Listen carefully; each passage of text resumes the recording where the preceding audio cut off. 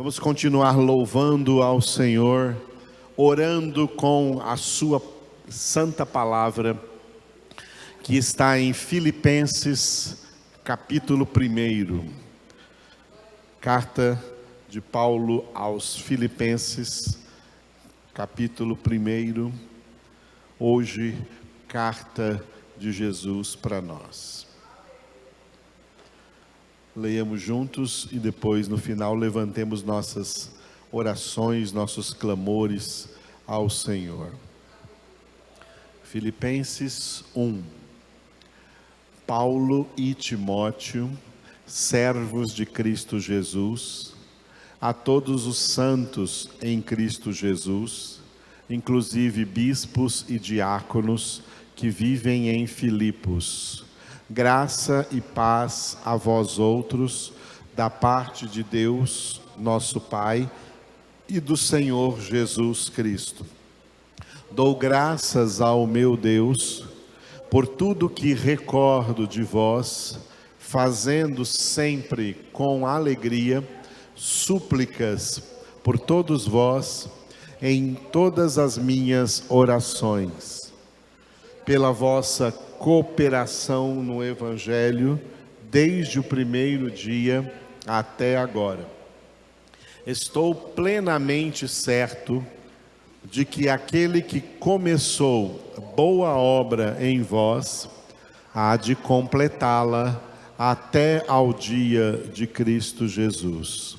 Aliás, é justo que eu assim pense de todos vós, porque vos trago no coração, seja nas minhas algemas, seja na defesa e confirmação do Evangelho, pois todos somos participantes da graça comigo. Pois minha testemunha é Deus, da saudade que tenho de todos vós, na terna misericórdia de Cristo Jesus. E também faço esta oração, que o vosso amor aumente mais e mais, em pleno conhecimento e toda percepção, para aprovardes as coisas excelentes e serdes sinceros e inculpáveis para o dia de Cristo, cheios do fruto de justiça, o qual é, mediante Jesus Cristo, para a glória e louvor de Deus. Quero ainda, irmãos, cientificar-vos de que as coisas que me aconteceram têm antes contribuído para o progresso do Evangelho, de maneira que as minhas cadeias em Cristo se tornaram conhecidas de toda a guarda pretoriana e de todos os demais. E a maioria dos irmãos, estimulados no Senhor por minhas algemas, ousam falar com mais desassombro a palavra de Deus. Alguns, efetivamente, proclamam a Cristo por inveja e porfia. Outros, porém, o fazem de boa vontade. Estes por amor, sabendo que estou incumbido da defesa do Evangelho. Aqueles, contudo, pregam a Cristo por discórdia, insinceramente, julgando suscitar tribulação às minhas cadeias. Todavia, que importa, uma vez de que Cristo, de qualquer modo, está sendo pregado, quer por pretexto, quer por verdade, também com isto me regozijo. Sim, sempre me regozijarei, porque estou certo de que isto mesmo, pela vossa súplica e pela provisão do Espírito de Jesus Cristo, me redundará em libertação, segundo a minha ardente expectativa e esperança de que em nada serei envergonhado. Antes, com toda a ousadia, como sempre, também agora será Cristo engrandecido no meu corpo, quer pela vida, quer pela morte. Porquanto, para mim, o viver é Cristo e o morrer é lucro. Entretanto, se o viver na carne traz fruto para o meu trabalho, já não sei o que hei de escolher. Ora, de um e outro lado, estou constrangido, tendo o desejo de partir e estar com Cristo, o que é incomparavelmente melhor. Mas, por vossa causa, é mais necessário permanecer na carne. E convencido disto, estou certo de que ficarei e permanecerei com todos vós para o vosso progresso e gozo da fé, a fim de que aumente, quanto a mim, o motivo de vos gloriardes em Cristo Jesus, pela minha presença de novo convosco. Vivei acima de tudo, por modo digno do Evangelho de Cristo, para que, ou indo ver-vos, ou estando ausente, ouça no tocante a vós outros, que estáis firmes em um só Espírito, como uma só alma, lutando juntos pela fé evangélica, e que em nada estáis intimidados pelos adversários, pois o que é para eles prova evidente de perdição, é para vós outros de salvação, e isto da parte de Deus, porque vos foi concedida a graça de padecerdes por Cristo, e não somente de crerdes nele, pois tendes o mesmo combate que vistes em mim, e ainda agora ouvis que é o meu. Aleluia. No versículo que nós vamos meditar hoje, de Filipenses capítulo 1, nós vamos meditar nesse tema, repita: Cristo engrandecido.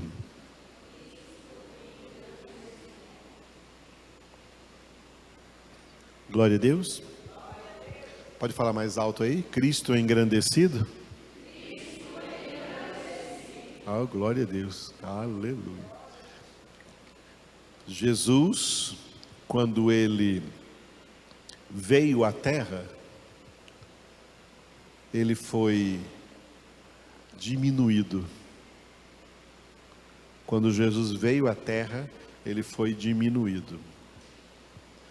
Nós vamos meditar muito profundamente nessa questão, nessa diminuição de Jesus, nesse esvaziamento de Jesus, quando nós chegarmos no capítulo 2 de Filipenses, que é o ponto mais alto dessa epístola, é o capítulo 2, aí do versículo 7 até o versículo 11. E o que nós vamos meditar ali é o que ficou conhecido na língua grega como a kenosis. Kenosis de Cristo. A kenosis de Cristo é o rebaixamento de Cristo, a diminuição de Cristo, o esvaziamento de Cristo, o despojamento de Cristo. Jesus veio ao mundo se despojando de tudo o que ele era lá no céu, na glória, antes de vir. Jesus sofreu duas poderosíssimas humilhações. A primeira e pior de todas foi, sendo Deus, se tornar um homem. Não tem como comparar isso. A única comparação que eu imagino é lá na sua casa, especialmente as donas de casa, que às vezes deixou uma comida que ficou no lixo para jogar no lixo no dia seguinte, e deu aqueles corozinhos de comida no lixo. Você gostaria de deixar de ser você e se transformar num corozinho daquele? Corozinho de lixo?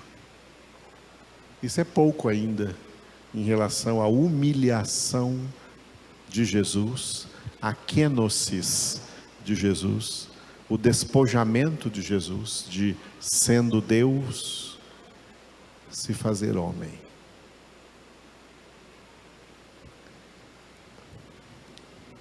Jesus não foi engrandecido na sua vinda, ele foi diminuído. E aí nós vamos ver lá em Filipenses 2 que, uma vez reconhecido em figura humana, vendo que era homem, ele se humilhou ainda mais. Aí veio a segunda humilhação. Se humilhou ainda mais do que isso, tornando-se obediente em tudo ao Pai, até a morte e morte de cruz. A morte de cruz é considerada como o mais profundo fundo de poço onde um ser humano poderia chegar. Em toda a história, nunca houve uma pena de morte mais humilhante e mais sofrida do que a crucificação. Porque não está aí apenas, na crucificação não estava apenas o sofrimento físico do corpo, mas a crucificação, que era levantar uma pessoa e deixá-la entre o céu e a terra, seria uma posição de maldição. Por isso no Antigo Testamento estava escrito: maldito todo aquele que for levantado na cruz. A pessoa levantada na cruz, ela não está nem no céu e nem na terra. Ela foi expulsa do céu e ela foi expulsa da terra. Ela fica no ar, levantada no ar. Sabe o que significa isso? Significa se tornar a imagem dos demônios. Essa é a posição de Satanás e dos demônios. O espírito da potestade do ar, da atmosfera, expulso do céu e expulso da terra. Demônios só podem tocar o solo se entrar no corpo de um ser humano. Fora do corpo, ele não tem onde tocar o solo, ele está no ar. Por isso que os espíritos imundos gostam de entrar nos corpos das pessoas que não têm Deus, que não têm o Espírito de Deus, para por meio delas estar pisando na terra. Jesus chegou nessa posição mais humanamente humilhante e mais espiritualmente humilhante que alguém poderia chegar.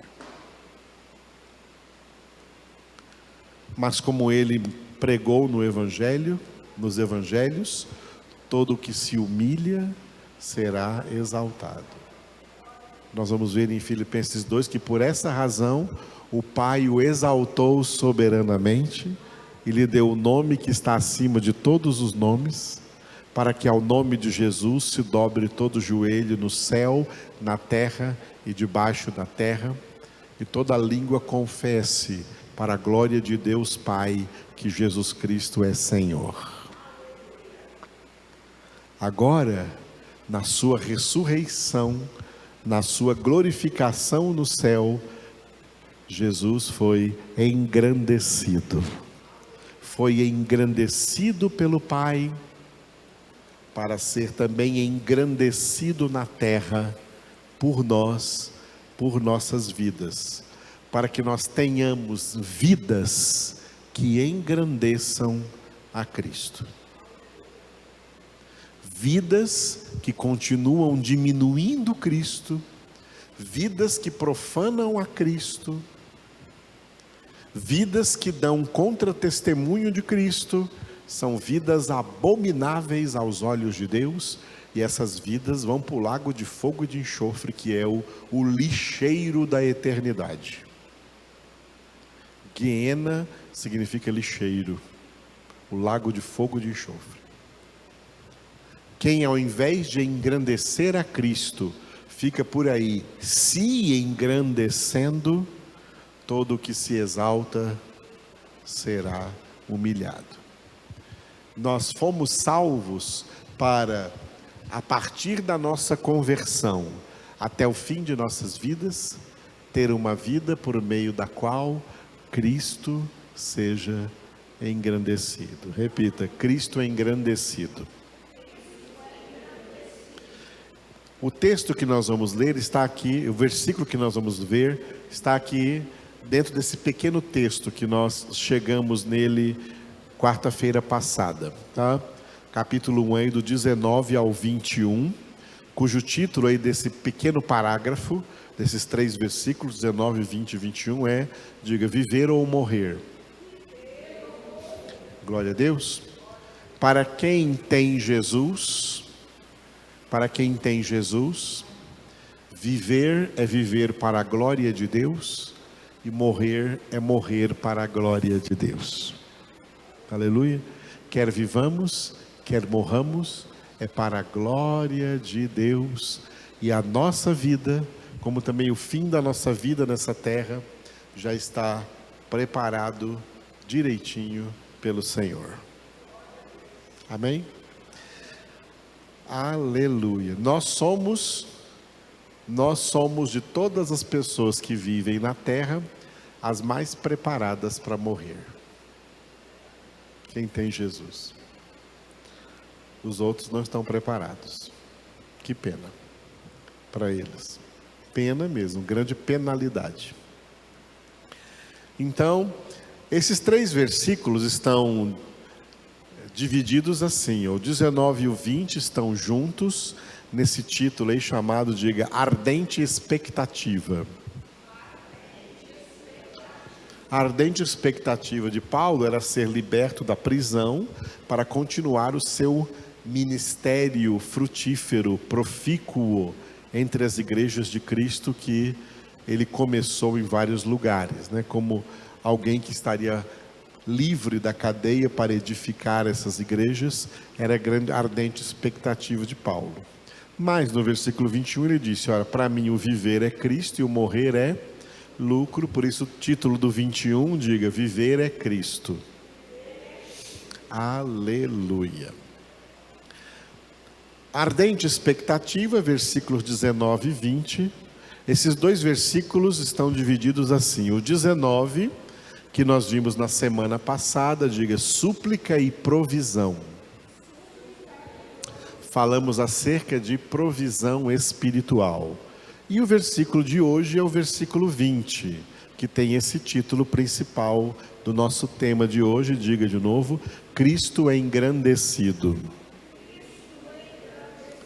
Então eis aí o versículo 20, Paulo disse assim, segundo a minha ardente expectativa e esperança de que em nada serei envergonhado, antes, com toda a ousadia, como sempre, também agora, será Cristo engrandecido no meu corpo, quer pela vida, quer pela morte. Repitam.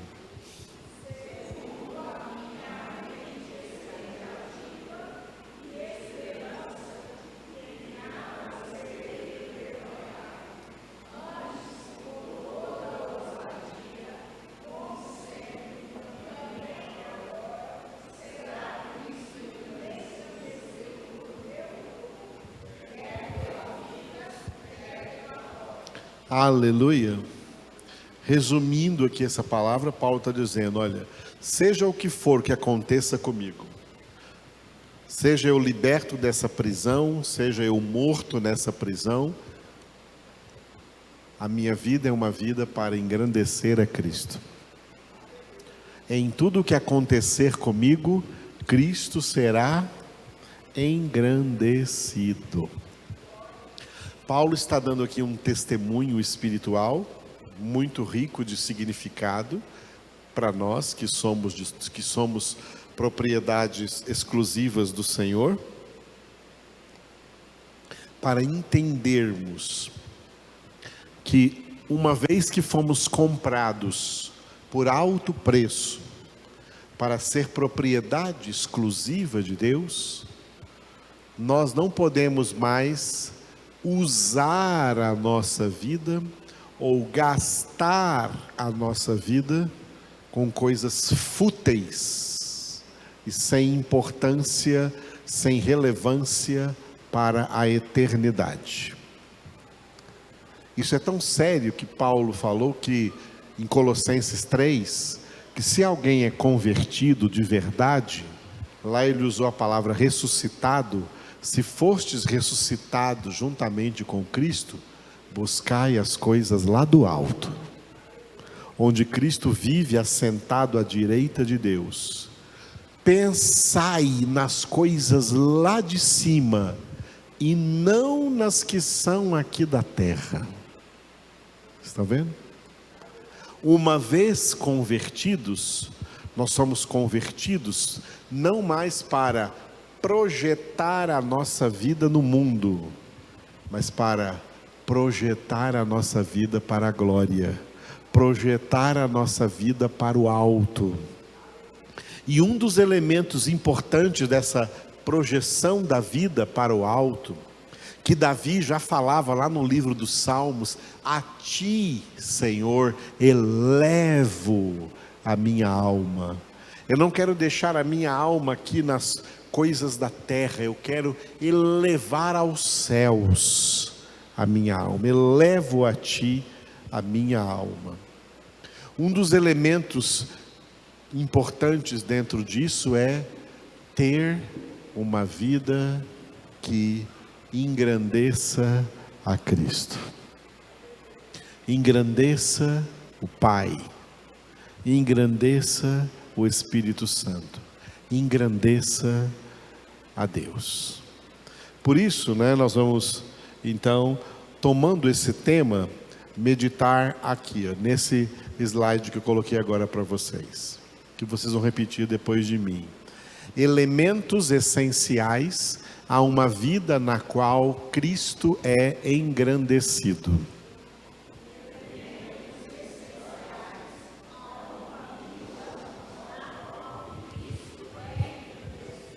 Olha, longe de citar todos esses elementos, porque são muitos, mas eu vou citar elementos básicos,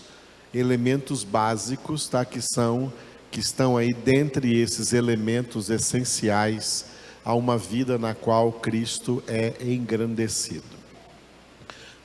Agora que eu fui convertido, eu tenho que tomar a consciência, de agora em diante, a minha vida tem um propósito: engrandecer Cristo, engrandecer a Deus.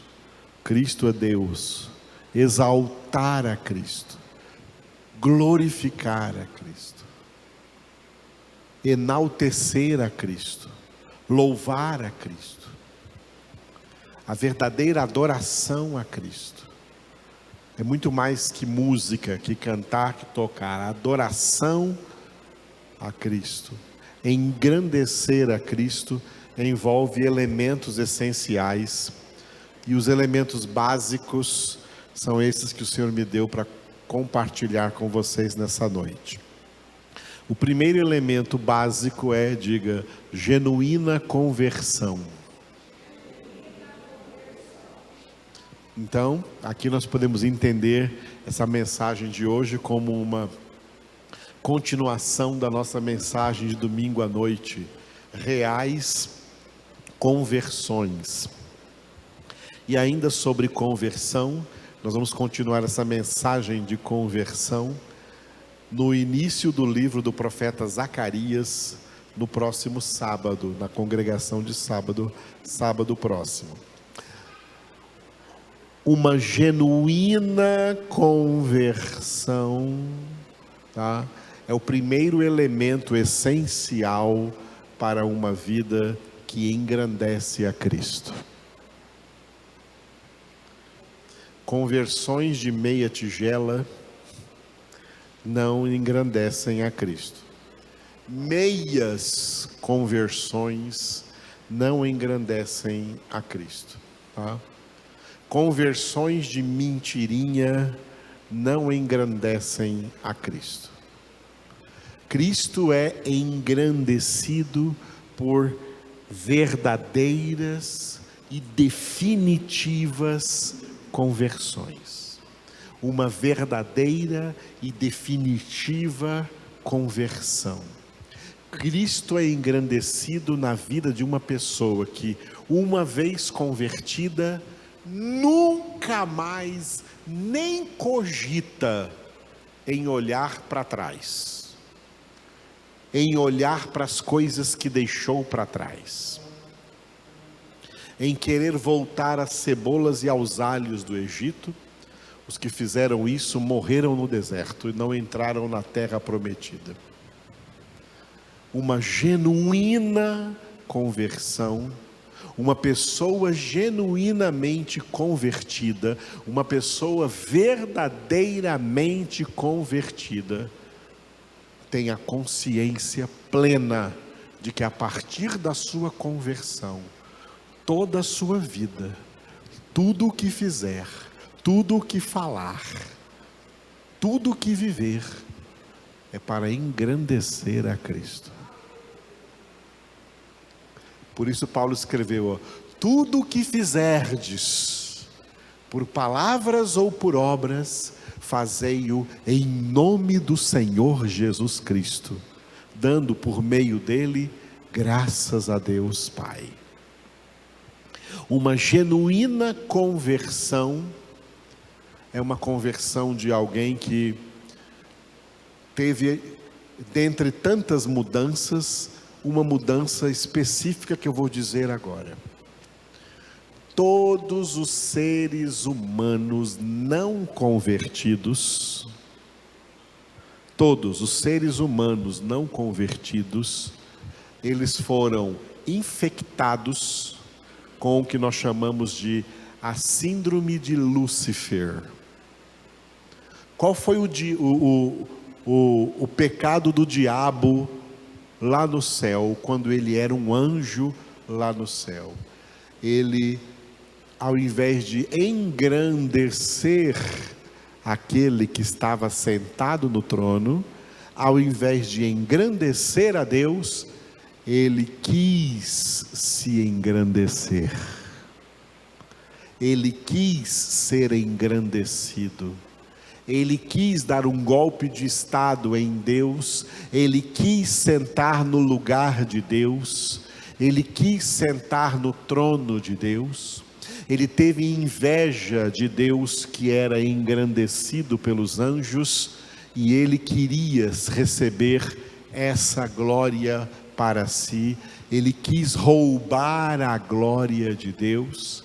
Na Bíblia está escrito que Deus não dá sua glória a outrem. Só Deus é digno de toda a glória. O diabo quis roubar a glória de Deus. É claro que não conseguiu. Mas ele conseguiu infectar uma terça parte dos anjos com esse pecado, e todos foram expulsos do céu para a terra. Por isso Jesus disse: eu vi Satanás cair do céu como um raio. Ele caiu na terra, e na terra ele conseguiu infectar a natureza humana na sua origem. A partir de um homem e uma mulher, Adão e Eva, o primeiro casal. Por eles o pecado passou a toda a raça humana. E toda a raça humana é, como Davi disse de si mesmo, no Salmo 51:5, eis que nasci na iniquidade, em pecado me concebeu minha mãe. Todo ser humano vem ao mundo concebido, gerado, nascido em pecado, o pecado original, pecado que infectou toda a natureza humana na origem. E um dos muitos elementos desse pecado é a síndrome de Lúcifer, de querer se engrandecer. Os seres humanos não convertidos de verdade, os não convertidos e os não convertidos de verdade, são infectados com essa síndrome, com essa febre, com essa doença de querer se engrandecer, de querer reconhecimento, de querer receber louvor, de querer se exaltar ou ser exaltado, de querer ser elogiado. E isso se nota desde a mais tenra idade em todo ser humano. Eles querem ser aplaudidos. Parabéns, criancinha, parabéns. Se sente a alma daquela criança que você parabeniza, ou ela fica cheia. Sabe por quê? Essa alminha aí é decaída. Isso é um sinal da queda, que já aparece desde a mais tenra idade, querendo ser o centro das atenções, querendo ser importante, mais importante do que qualquer um, querendo estar acima de tudo e de todos. Era isso que Satanás queria. E com essa síndrome, ele infectou a raça humana. Uma genuína conversão, a pessoa convertida desiste para sempre de se engrandecer e faz o contrário de se engrandecer. Ela se diminui, ela se humilha para engrandecer a Deus, para engrandecer a Cristo.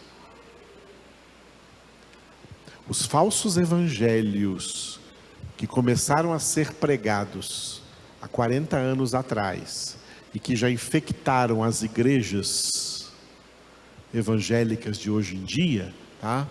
São evangelhos que levam as pessoas a se engrandecerem.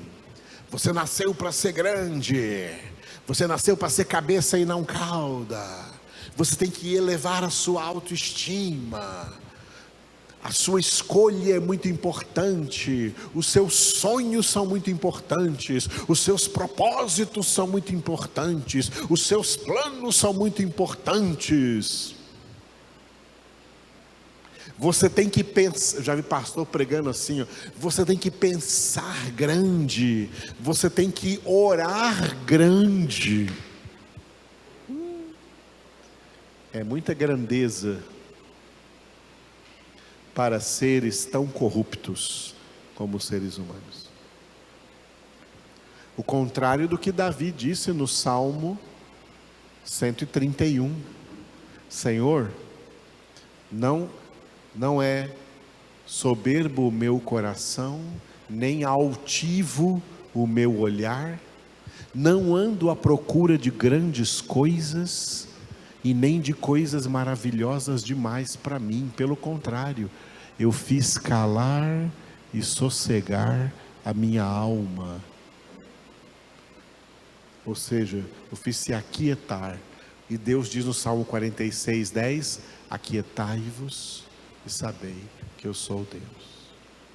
Uma pessoa verdadeiramente convertida, ela não quer saber mais de se engrandecer, ela quer engrandecer o Senhor. João Batista, como um homem de Deus, ele falou para pessoas que vieram dizer para ele assim: oh, João Batista, você ficou sabendo da notícia? Aquele homem lá chamado Jesus, que você batizou lá nas águas do Rio Jordão, você ficou sabendo, João, que a igreja dele está maior que a sua? Que ele está conquistando mais gente do que você? João Batista falou: convém que ele cresça e eu diminua. Isso é sinal de genuína conversão. A pessoa convertida, ela não quer se engrandecer, ela quer engrandecer a Deus, ela quer engrandecer a Cristo, e a si mesma ela se humilha. Saulo de Tarso, o apóstolo Paulo, antes da conversão, era um grande líder judeu. Depois da conversão, olha o que Paulo fala de si mesmo. 1 Coríntios 15, ele fala: de todos os apóstolos, eu sou o menor e o mais indigno de ser chamado apóstolo. Olha o que ele fala em Efésios capítulo 3: de todos os santos, eu sou o menor. Eu sou o menor de todos os santos. E olha o que ele diz em 1 Timóteo capítulo 1: de todos os pecadores, eu sou o pior. Sabe por que Paulo tinha esses sentimentos? Porque ele tinha uma genuína conversão. Uma genuína conversão. Quem tem uma genuína conversão não se engrandece, se humilha para Jesus ser engrandecido, para Jesus ser exaltado, para Deus ser glorificado. Isso é uma genuína conversão. Pessoas genuinamente convertidas engrandecem a Deus, como Maria, mãe de Jesus, que orou dizendo assim, né? Quando ela chegou lá na casa da sua irmã Isabel, sua prima Isabel, que estava grávida no 6º mês de João, né? E Isabel fala assim uma palavra, né? Que seria um elogio para Maria. Da onde me vem essa honra que a mãe do Senhor me venha me visitar? Maria fala assim: olha, a minha alma engrandece ao Senhor. Repita essa frase.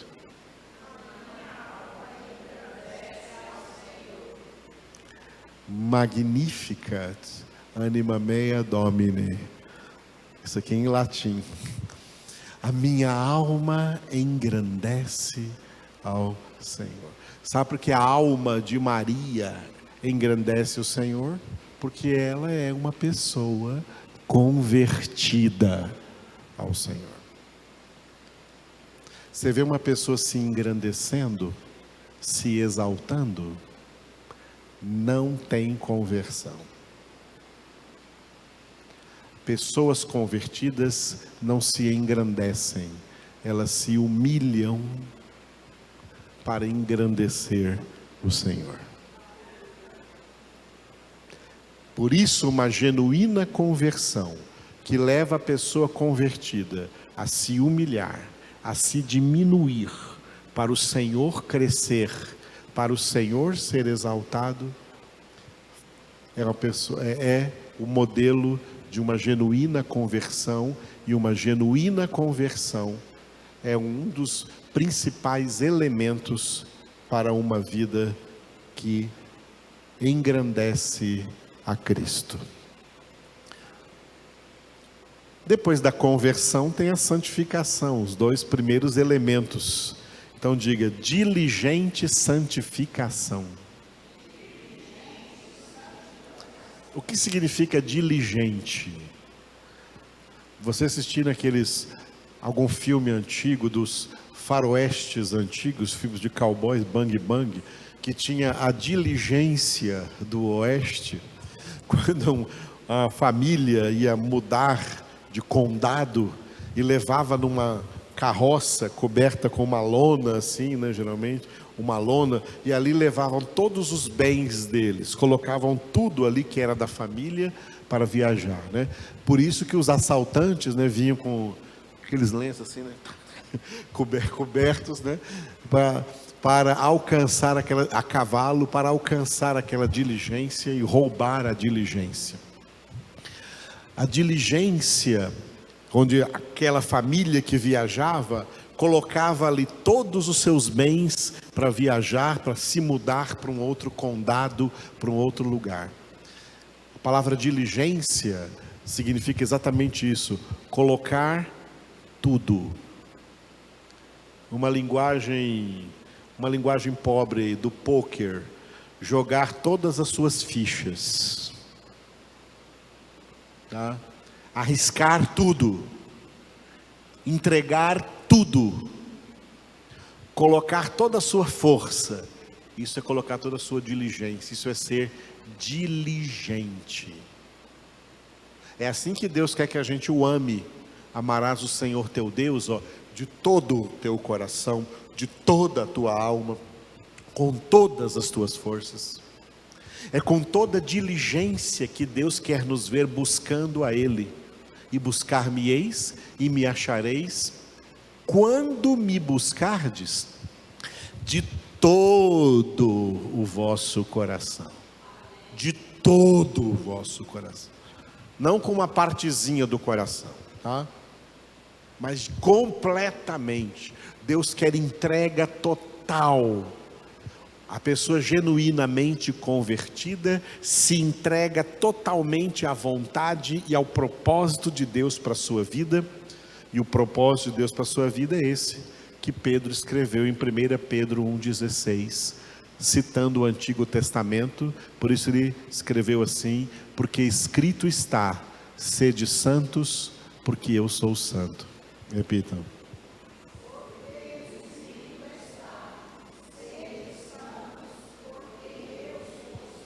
Nós fomos convertidos para ser santos, irmãos. Fomos alcançados por tão grande salvação para ser santos.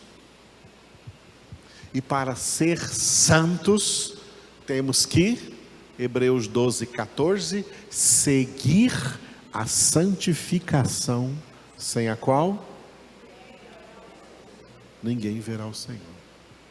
Então, 2 elementos para uma vida que engrandece a Cristo: genuína conversão, diligente santificação.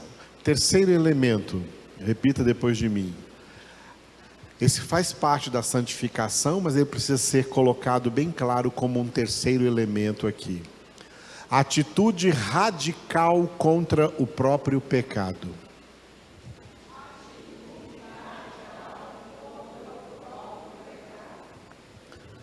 Às vezes é fácil para nós sermos radical, termos uma atitude radical contra o pecado dos outros. Olha o que esse fulano fez, olha aquele cara, o que ele fez. Só que o pecado dessas outras pessoas não leva você para o inferno, é o seu que te leva para o inferno.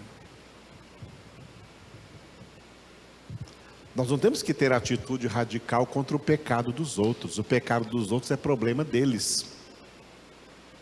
A palavra diz: cada um dará contas de si mesmo a Deus. Ah, aquela mulher ali tem pecado e vocês querem jogar pedra nela? Então eu vou falar o seguinte: entre vocês, quem não tiver nenhum pecado, atire a primeira pedra. João 8. Ninguém atirou. Todo mundo queria apedrejar a mulher, por quê? Porque isso é a corrupção humana, tá? Quer ter uma atitude radical contra os pecados alheios, e não enxerga os próprios, e não trata os próprios, e continua nos próprios pecados. Portanto, um elemento essencial a uma vida que engrandece a Cristo é alguém genuinamente convertido, que diligentemente se santifica, e nessa santificação tem atitude radical contra o próprio pecado. Deus disse isso há muito tempo em Gênesis 4 para Caim: eis que o pecado jaz à porta, o seu desejo será contra ti, mas a ti cumpre dominá-lo. Repita.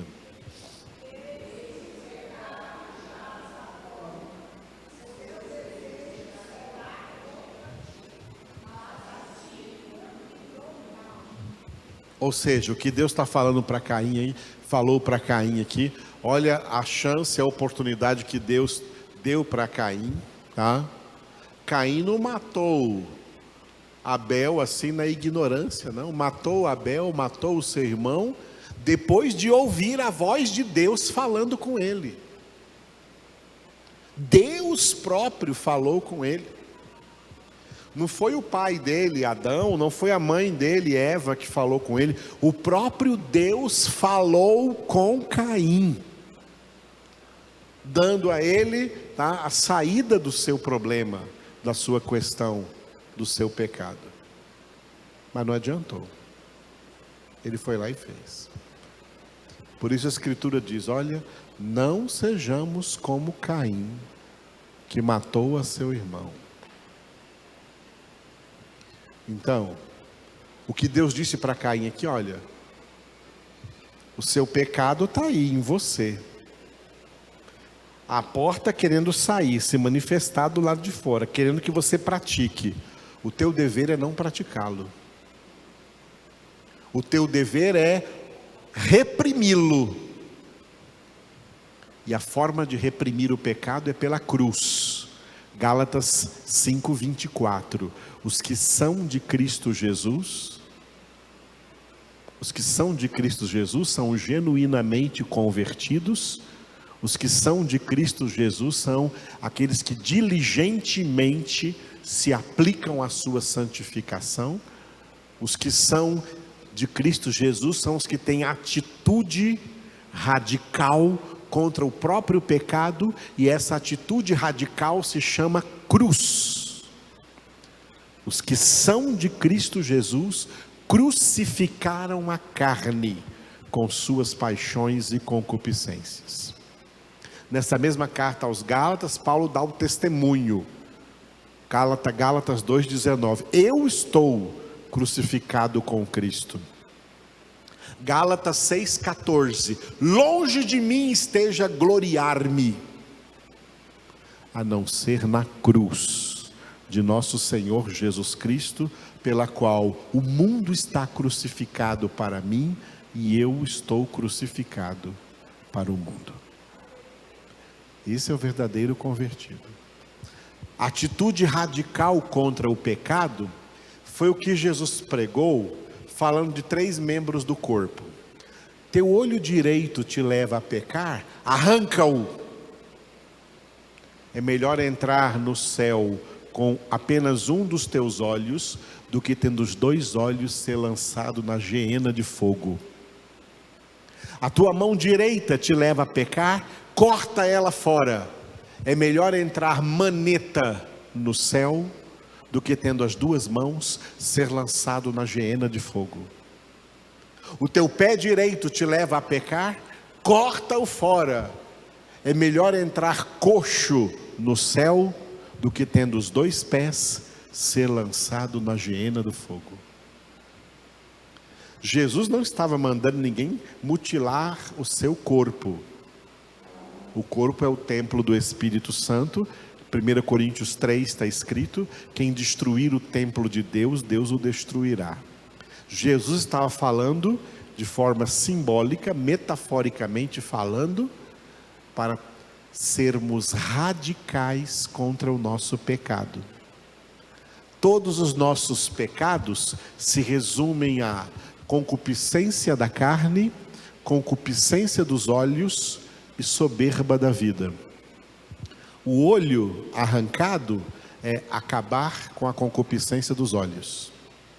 Eduque o seu olhar, eduque os seus olhos.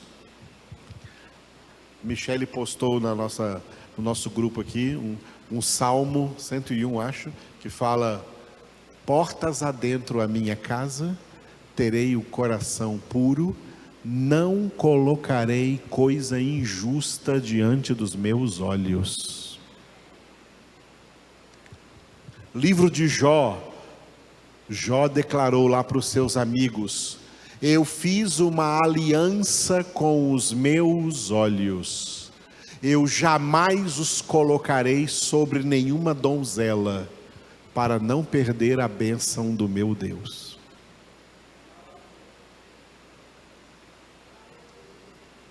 Amados, ó, Deus não quer gente como Pedro falou em 2 Pedro capítulo 2, homens com os olhos cheios de adultério.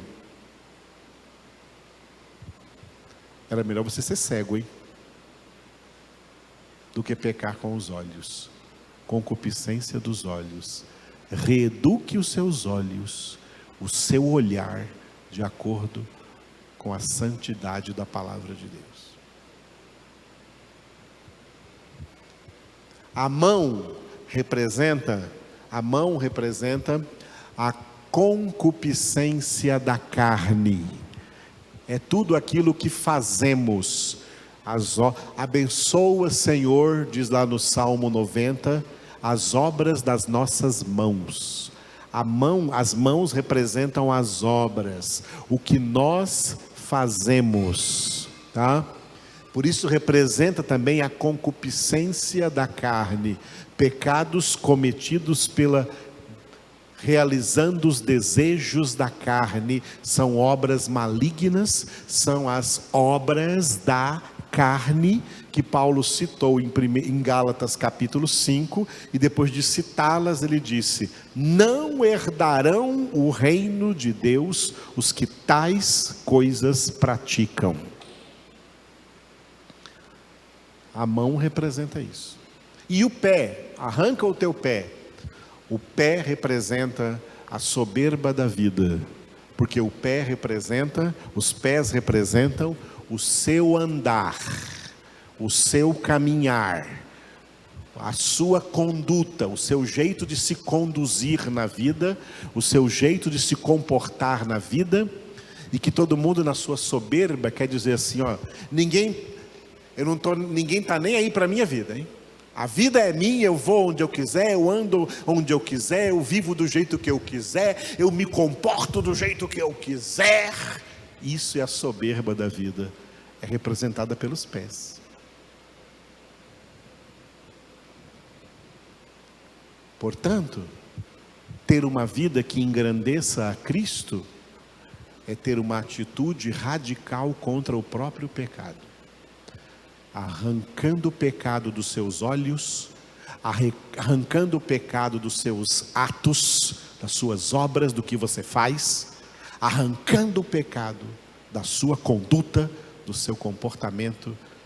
Você vai ter uma vida santa, uma vida que engrandece a Cristo. E os desejos, as inclinações, porque as concupiscências continuam lá dentro, o que fazer com elas? Prega na cruz, da obediência, e diz para a sua carne: não vou fazer o que você quer, vou fazer o que Deus quer. Não somos devedores da carne para que vivamos segundo a carne. Somos devedores de Deus, eternos devedores a Deus pelo que Ele fez por nós. Então, três elementos que fazem o perfil de uma vida que engrandece a Cristo: genuína conversão, diligente santificação e atitude radical contra o próprio pecado. Tem muitos outros, mas eu coloquei aqui um quarto elemento muito importante. Leia depois de mim. Testemunho público, explícito, claro e indubitável de Cristo.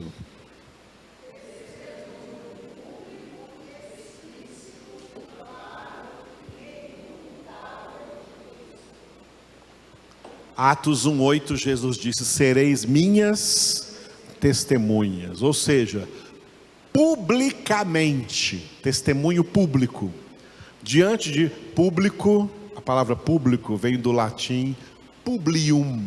Publium é povo, povo ou povos. Diante de todas as pessoas, você tem que deixar bem explícito e bem claro, e não deixar para elas nenhuma dúvida, indubitavelmente, que você tem dono. Eu sou de Jesus, eu pertenço a Jesus, Jesus é o meu dono, Eu não sou mais do mundo. Eu sou propriedade exclusiva de Deus. O Senhor conhece os que lhe pertencem. E os que verdadeiramente lhe pertencem, vivem uma vida que engrandece a Cristo. E um dos elementos da vida que engrandece a Cristo é ter um testemunho de Cristo, um testemunho público, explícito, claro e indubitável de Cristo. Ô cara, vamos beber uma cerveja hoje? Eu não bebo, eu sou de Cristo.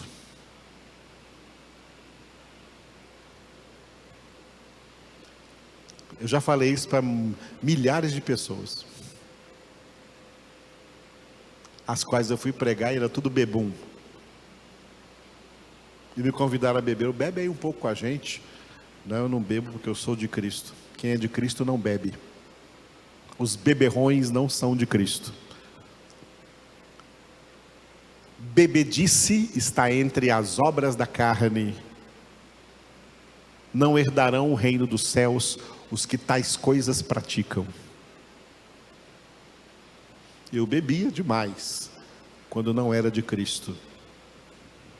Mas a partir da minha genuína conversão, isso acabou. Isso acabou.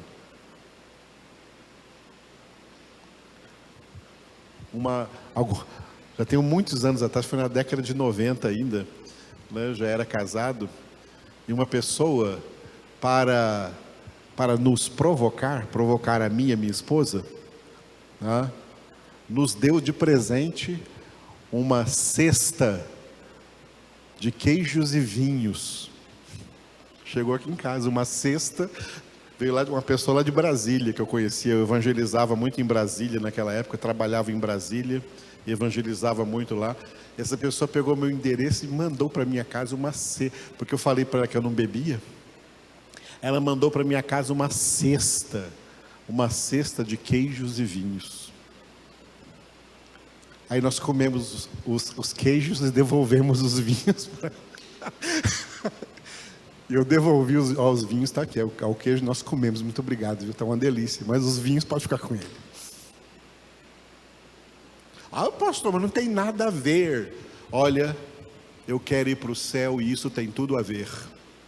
Eu quero ir para o céu e isso tem tudo a ver. Eu quero ir para o céu e isso tem tudo a ver. Eu quero ir para o céu e isso tem tudo a ver. Eu quero ir para o céu e tudo tem tudo a ver. Por isso, os verdadeiros eleitos de Deus são radicais. O Evangelho é radical. O Evangelho é radical. Jesus disse: se alguém quer me seguir, negue a si mesmo. Tome sua cruz e siga-me. O Evangelho é radical. Agora, quem acha que não pode ser assim radical, aí vai ver que a condenação também será radical. O inferno é radical, o lago de fogo de enxofre é radical, e ninguém escapará de lá.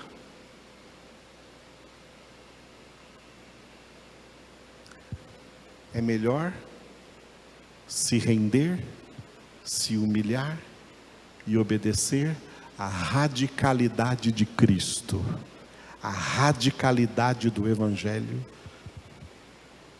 porque senão não escapará da radicalidade da condenação. Aleluia.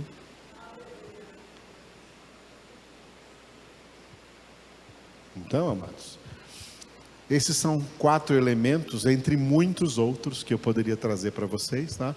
4 elementos importantes de uma vida que engrandece a Cristo. Paulo diz: eu sei que Cristo vai ser engrandecido na minha vida. Cristo engrandecido na minha vida é por uma genuína conversão, por uma diligente santificação, por uma atitude radical contra o próprio pecado e por um testemunho público, explícito, claro e indubitável de Cristo. Onde todo mundo, goste ou não, eu sou de Cristo, e por ser de Cristo, a minha atitude é a atitude de quem é de Cristo. Os meus pensamentos são pensamentos de quem é de Cristo. As minhas palavras são palavras de quem é de Cristo. O meu comportamento é comportamento de quem é de Cristo. A minha conduta é conduta de quem é de Cristo. A minha vida é para engrandecer a Cristo.